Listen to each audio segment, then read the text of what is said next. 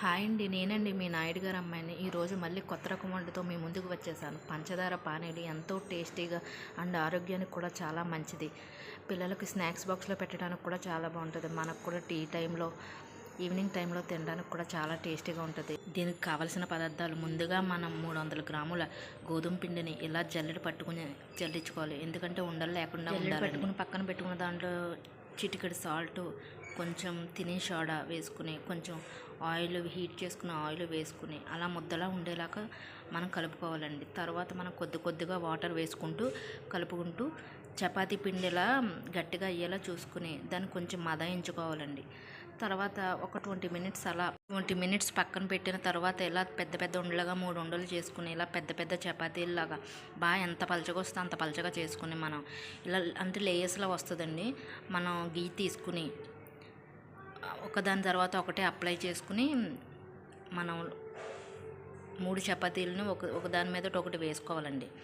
అది ఎందుకు వేసుకోవాలన్నది మీకు లాస్ట్లో చూపిస్తాను చూడండి. అలా 3 వేసుకోమని చెప్పాను కదా, అలా ప్రతి 3 లేయర్స్ వస్తాయి. 3 లేయర్కి మనం గీ అప్లై చేసుకోవాలి. నెయ్యి కూడా అప్లై చేసుకోవచ్చు, నెక్స్ట్ ఆయిల్ అయినా అప్లై చేసుకోవచ్చు, డాల్డా అయినా అప్లై చేసుకోవచ్చు, మీ చాయిస్ అది. మాకైతే నెయ్యి ఇష్టంగా తింటారు కాబట్టి నెయ్యి అప్లై చేసుకున్నాను. దాన్ని ఇలా మనం రోల్ చేసుకోవాలండి. రోల్ చేసుకున్న తర్వాత ఒక 20 మినిట్స్ ఇలా పక్కన పెట్టేయాలండి. అలా రోల్ చేస్తారా ఇలా వేరే పొయ్యి మీద మనం ఈ లోపు పాకానికి రెడీ చేసుకోవచ్చండి. ఎందుకంటే పానీలు అన్నాను కదండి, పాకానికి రెడీ చేసుకున్నాం. చూసారా పాకం వస్తుందో లేదో చూద్దాం. ఈ లోపు ఇది అటు లేయర్లు కట్ చేసుకుందామని నీట్గా వస్తుంది. దాన్ని ఇలా మనకి ఎంత సైజు కావాలో అంత సైజులో మనం కట్ చేసుకోవాలండి. దీన్ని కట్ చేసుకున్న తర్వాత మనం వీడియోలో చూపిస్తున్నట్టు మనం షేప్ చేసుకోవాలి.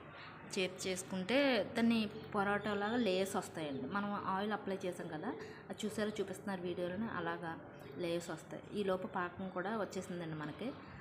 పాకం అంటే గులాబ్ జామ్ పాకం కన్నా కొంచెం ఒక తీగ పాకం వస్తే సరిపోతుంది. దాని తర్వాత మనం మళ్ళీ ఇలా రోల్ చేసుకోవాలండి.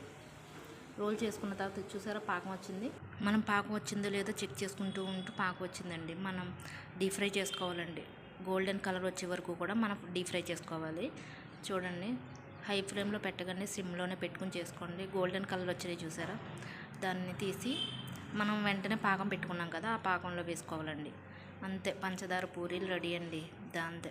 ఇంకా మిగిలినవి కూడా ఉన్నాయి కదా, మిగిలినవి కూడా అలాగే ఫ్రై చేసుకుంటూ మనం అలా పంచదార పాకంలో వేసుకుని పక్కన పెట్టుకుంటూ ఉంటే అలా వేడిగా పంచదార పానీలు రెడీ. అంతే, చాలా టేస్టీగా ఉండి పంచదార పానీలు. బయట అట్లే స్వీట్లు కానీ ఇలాంటి ఇంట్లో చేసుకునే స్వీట్ల కంటే చాలా టేస్టీగా ఉంటాయండి. ఇది కూడా చూసారా, ఇప్పుడు నేను అప్లై చేసి మనం చూసారా లేయర్స్ కింద పరోటాల లేయర్స్లో వచ్చింది చూసారా. మనం విరిపితే కూడా చాలా గుల్లగా వస్తుంది చూడండి. చాలా టేస్టీగా ఉంటుంది. నోట్లో పెట్టుకుంటే కరిగిపోయేలా ఉంటుందండి మనం చేసుకునేలా చేసుకుంటే కనుక. ఇంట్లో ఇలాంటి ఐటమ్స్ మనం ఇంకా ట్రై చేయండి మీరు, చాలా హెల్తీగా ఉంటుంది కూడా. థ్యాంక్ యూ అండి నా వీడియోని సపోర్ట్ చేస్తున్నందుకు.